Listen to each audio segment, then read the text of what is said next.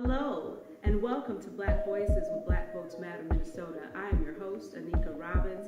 Listen, this is going to be an exciting election year with several seats up for election, from school board to all the county seats, county commissioner, county attorney, attorney general, right on up to the governor's seat.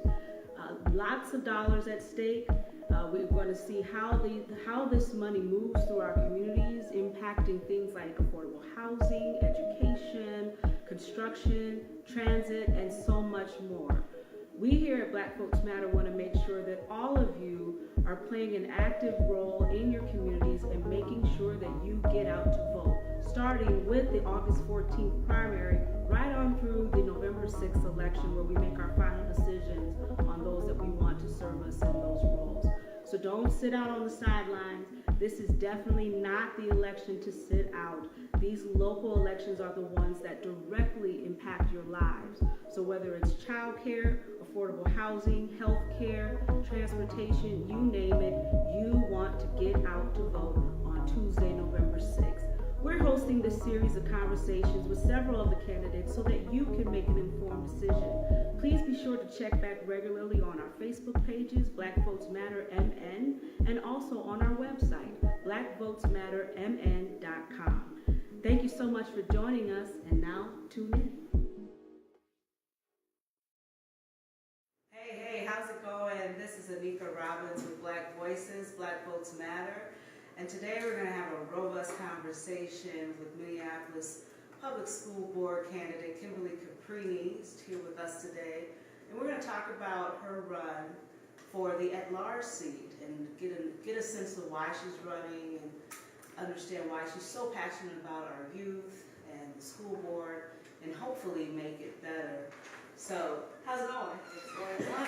Thank you for having me here. Yes, thanks for being here. So, you're taking a stab at it again. I am. I love it. So tell us the seat you're running for, exactly why you're running, and what are some of the things that you hope to accomplish in this role?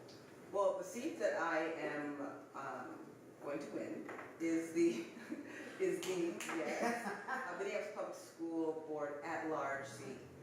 There are 6 districts, Okay. so each board director represents a district, and then there are 3 at-large seats that basically represent the whole city. Okay. And that's pretty much, that's a really, that's a lot to accomplish. But I feel ready for it because I've not only ran 2 years ago. That's right. But I've been literally submerged in advocating for education since my children were very little. That's right. At the age of 3, I decided I wanted to send my daughter to Henry. So it was important to me to figure out how to get there. What was the best route to take in order to make the biggest impact in her education? You asked me why I'm running. Yeah. It's to make a bigger impact in more children's academic careers. I'm excited about this work simply because I have seen so much good, bad, and different happen over the last 12 years. There has not been the level of stability or consistency or transparency over the last 10, 12 years that there is now. I firmly believe that we are in a great position to rebuild our foundation. Public education is something that's been chipped away at for many, many years for many, many different reasons. There's this adage that public education is something that should go away. There are a lot of folks that would like to see education privatized. I went to private school. I did not have a horrible experience. Sure. But again, when I chose public schools or my husband and I chose public schools for our children, it was because we wanted them to be surrounded by families that not only looked like ours, but also represented our city. And were able to have rich connections with Right. cultural connections with different kinds of people. And sometimes that doesn't happen in some of our private schools. And no disrespect to that experience, but that's what worked for us. So I do see a level of work happening to stabilize our foundation. Okay. And I'm incredibly excited about the transparency that we're seeing. I think that there are far more people that have a better grasp on how our schools operate and how the district functions than ever before, and that's exciting. So tell us a little bit about what your role and your responsibility would be as a commissioner. Are you really going to be engaged in some of these day-to-day operations? We talked about the different districts and things like that, but it really sounds like you're kind of more in a governance role. Can you speak to what your responsibilities would be? That is what the school board's responsibility is. Okay. I like to say that they have line items. Okay. The first line item is students. It's the first and foremost, most important line item. The level of governance that a board director brings to the table is incredibly important, simply because you have, in essence, your one employee that you are responsible for. The board sets the values and the direction and the goals of the district, and the superintendent sets out to make sure that there are initiatives and programs providing those set goals and values that the district has set forward. And that sounds great, but in theory that's not how it always works, right? So for myself as a board director, I literally want to make sure that the work that I'm bringing to the table is the kind of work that is going to create stability. I'm going to go back there every time. Stability, consistency, and safety and transparency and equity across the district is incredibly important. And as at-large board director, it's a huge requirement to be able to look at the district in a more equitable way, because you do have the responsibility of the whole city. And there are schools that have a higher percentage of students that are dealing with far more vulnerable issues, that have far more needs that need to be met. And yes, there are dollars that are allocated for those needs. Right. But when it comes to other schools that may still have students that require some of those services and needs, those needs need to be met. But we also need to remember that the needs need to be met, and that there is opportunities for partnerships and community partnerships for schools to get involved in to fill in some of those areas that some other schools that don't have as high a percentage maybe want to consider. So I got to go in the weeds a little bit with you. You know, we know that MPS has just been embroiled in a major budget challenge, right? And so, and there's always this conversation about Southwest schools getting a little more support than maybe the schools on the north side and other parts of the city that are in dire need of support and resources. And we also see large disparities with teachers, culturally competent teachers and things like that. What do you say to those things? And you talked a little bit about how resources are allocated and how those items are, you know, how you arrive at these figures. Can you talk a little bit about that? Well, I'm going to start with, you mentioned Southwest as one of the schools that, you know, that there's this notion that they get more money. Yes, there is. Than other schools. And is that true? I think it's true in the sense that they have larger enrollment numbers in their schools than other schools. What does that mean? In terms of like how many students actually attend the school. No, I mean, what is their enrollment numbers? How does that affect how much support they get? Well, if you consider that every student that crosses a threshold, and I'm going to be very come on with it, has a backpack. Yeah. With a dollar sign on it. Okay. So every time that student passes through the threshold, it's cha-ching. Yeah. So if you have 1,000 students, and each student has, I'll just say $1 on their backpack, that's $1,000 right there. So now, if there are 10 of those students that have needs that need to be met, and they are allocated a certain amount of funds in order to meet those needs, let's put another $1 on that backpack. So now you've got, do the math, because I'm not good at it. $2. Now you've got those extra funds. Right. So when you look at a school that has a high percentage of enrollment, yes, and a certain percentage of students that are allocated a certain amount of dollars for for needs. Sure.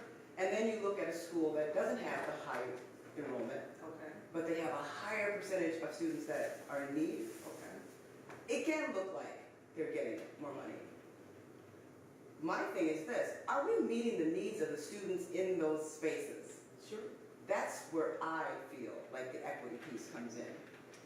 You know, we need to make sure that we are literally meeting the needs of the students in the building that have the highest amount of needs, and the students that are in the building that are with the lower percentage of students that need. We need to make sure that those dollars are being used for exactly what they are intended. Because I can say that in the past, that hasn't always been the case. Yes, there are communities where there are much larger voices, much bigger footprints that will advocate for themselves in a way that will have the board, you know, make decisions based on who's the loudest. Right. But here's what I believe has changed, is that there are so many more of us that are dealing with so many needs, and there are so many more of us that have a better understanding of how the system itself works. And so many things have been exposed about, in the past, about dollars being used for things that they shouldn't have been used for. Mm-hmm. Mm-hmm. And a stop has been put to that. So this is my perception.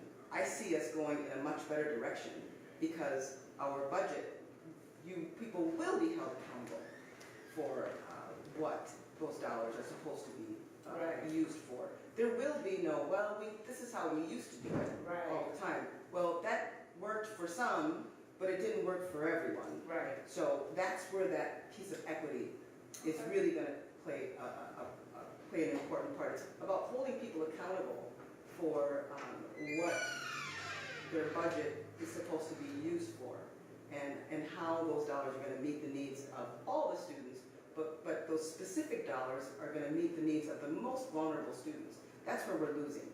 Don't go nowhere. We'll be right back.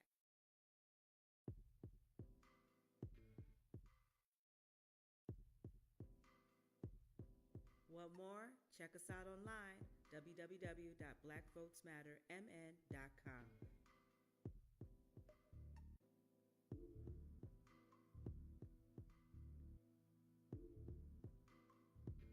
And then when we're talking about, you know, this gap in teachers, not just teachers of color, but teachers who are culturally competent, Mm-hmm. teachers that are equipped and prepared to teach in diverse classrooms.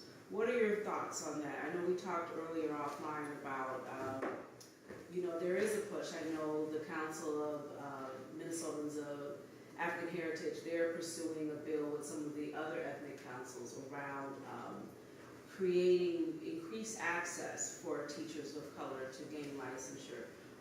Do you think that will help? What are some of your goals, should you win the seat, to make sure that the students are getting the type of qualitative experiences in the classroom that supports them culturally? What do you see happening around that? Well, I do see a lot of work going around in terms of really trying to get folks the kind of training that they need in order to become culturally competent. But I believe and want to see more teachers of color in positions in our buildings, because it's important. That's how it was when I was younger. My mother was a teacher. There were lots of teachers of color in our schools in front of students. And why did that change? Why do you think that changed? you know, I think there's all different kinds of reasons. Earlier I had mentioned, you know, if I had to start when I believe things started to kind of become unraveled, I think about the year that I was born, 1964. Sure. And if you consider all of the turmoil that we were going through, not just as a country, but also in our own communities, you know, we had the way that was completely, you know, closed down and turned into the police department. The onset of You're talking about the fourth precinct? the fourth precinct. Okay. The onset of people leaving communities because, you know, jobs disparities.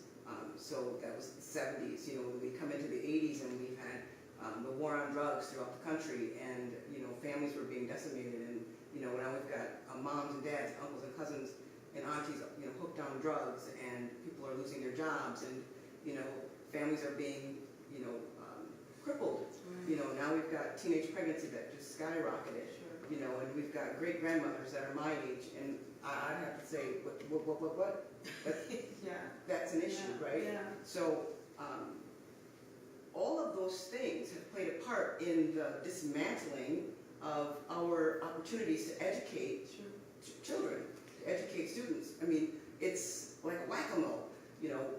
Once one thing crumbles, it's going to crumble something else. Yeah. Exactly. So now in this day and age, we have the capacity to be able to speak at the Department of Education, to create those opportunities for people to fight for licensure regulations or requirements to be adjusted in order for the barriers not to be in place for it to be so difficult for someone to be able to become a teacher in Minnesota. Years ago, we used to recruit teachers from all over the place.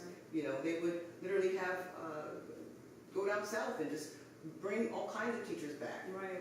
And that practice has stopped. But there's all of these other things that are occurring around our schools, housing, jobs, mental stability, that plays a part in the crumbling of the foundation. So we're working our way back towards that. So I am completely hoping that my work can be a part of changing those opportunities, to see more people of color, Hmong, East African, African American, Latino, in front of our kids, in front of all kids for that matter. Right. Not just our kids, but all kids. Don't go nowhere. We'll be right back.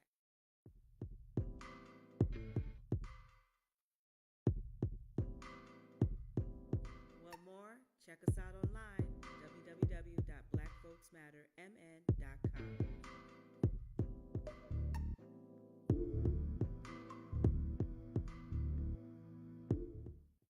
Talking earlier also about the importance of parent engagement. So what are some of the things, as you're thinking about closing comments, like what are some ways that you would encourage parents to become more involved? Like why is that important, do you think?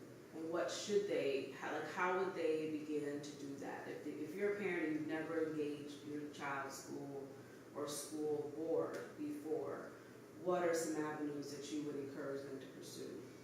Well, actually, there's a whole lot. So I'm going to first go back to involvement. Or did you say engagement? You said involvement, engagement. Okay. I think you might have said engagement, but we have to check. I'm not sure. Okay. But involvement is everything. And myself, as a board director, I need to be every bit as involved in the community as my expectation is about parents being engaged with their schools. There are parents who don't feel comfortable in some of our schools because of their own experiences.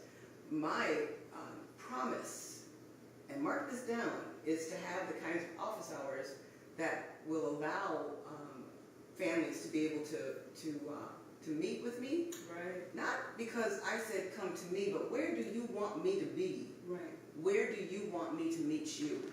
Sure, there will be areas within the city that I will set up times that may not be during the school day. Right.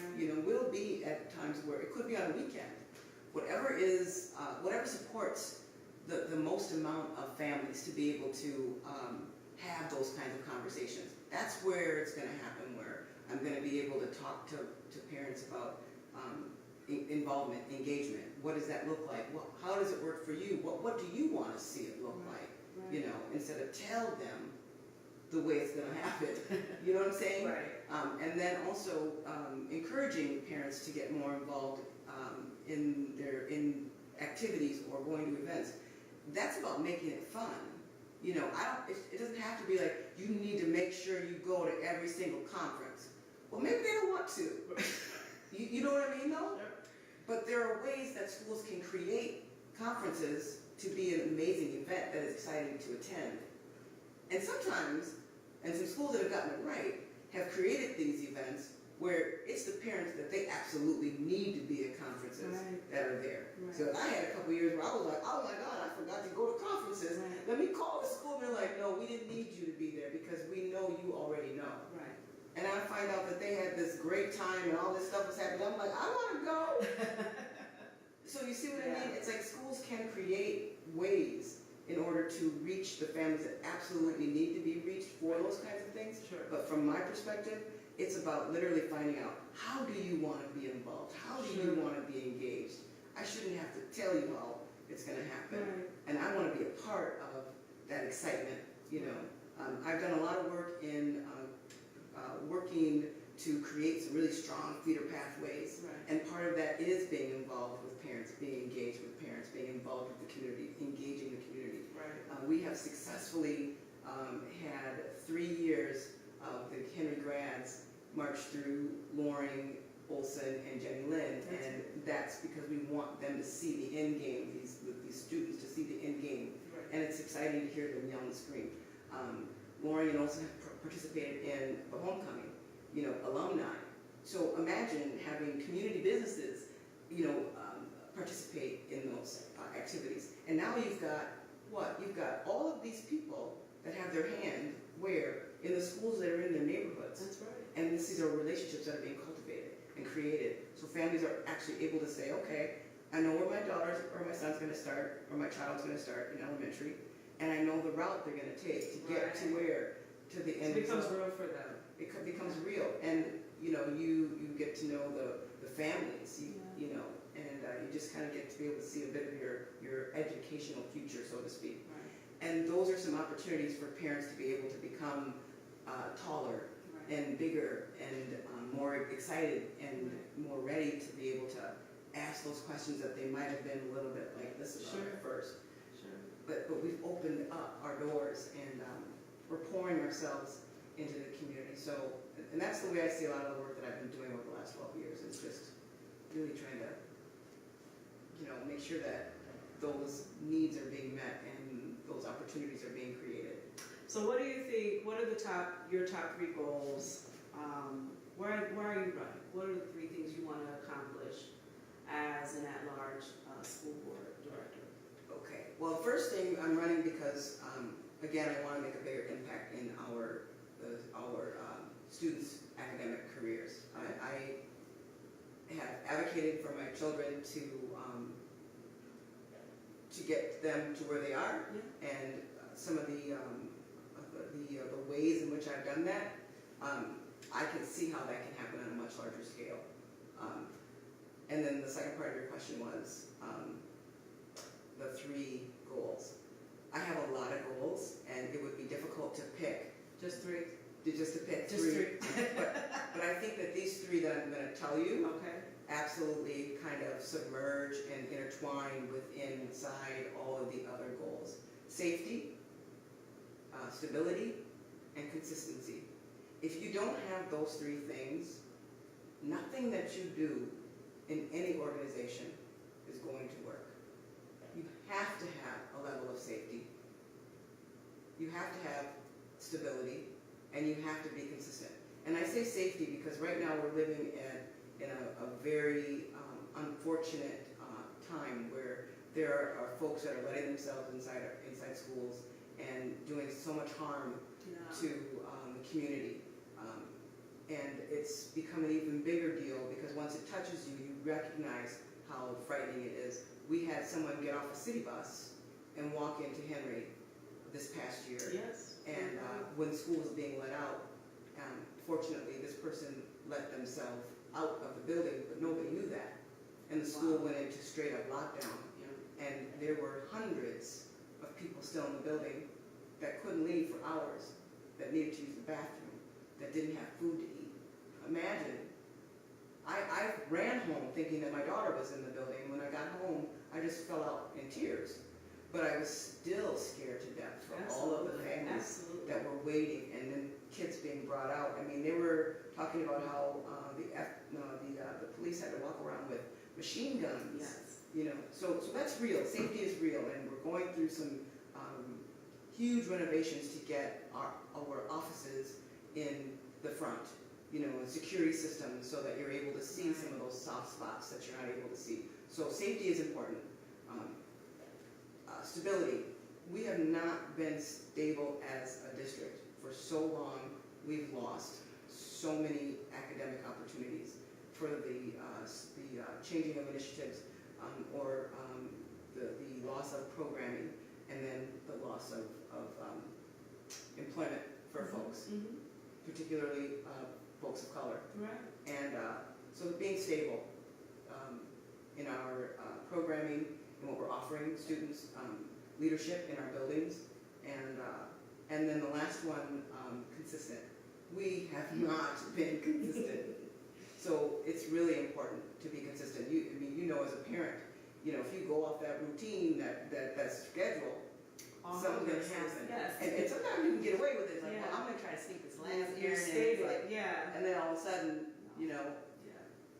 but whose fault is that? So we have to have people in position that understand that consistency is incredibly important, and then we have to give them the tools to be able to be consistent. So those are my three. That's fantastic. Yeah, those are my three. And you raised some great points. We actually have a program. Black Folks Matter has a civic engagement program at Henry. We piloted it there. Many of our youth, we talked about that incident with the shooter, the alleged shooter or what have you, and the fear, and then the talks that came out of that. And this was shortly after the shootings down in Florida. And so legislation proposed even here in Minnesota about arming teachers. And many of the students, they couldn't wrap their minds around that. The idea, especially, when we know that so many of our young Black boys feel like they're a walking target. Right. And so the concept of having armed teachers in the school, which is schools, for better or for worse, are really like the last vestige of safety. Right. A safe haven for our youth. Yeah, right. And so there's a lot that comes out of that. So safety is definitely important. And we actually filed our scholars, because we have a junior ambassador program, and they filed petitions, and we reached out to representatives about that. So, but being engaged is very important, and so it sounds like it makes sense. But Kimberly, thank you so much for coming in to speak with us today. This was an amazing conversation, and good luck to you in the race. Thank you so much. I appreciate it. Go nowhere. We'll be right back.